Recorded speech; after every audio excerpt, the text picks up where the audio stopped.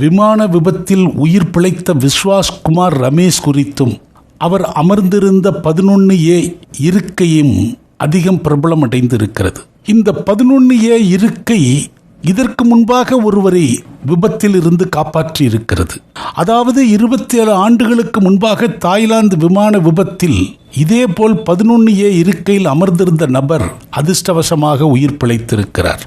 1998 ஆண்டு டிசம்பர் 11 தாய்லாந்தின் பாங்காக் நகரிலிருந்து சூரத்தானி நோக்கி சென்ற விமானம் விபத்தில் சிக்கியது. இந்த விபத்தில் 101 பேர் உயிரிழந்தனர். அதே நேரம் அந்த விமானத்தில் 11A இருக்கையில் அமர்ந்திருந்த பாடகர் ருவாங் ஷா அவசரகால வழி மூலம் கீழே குதித்து உயிர் தப்பியிருக்கிறார்.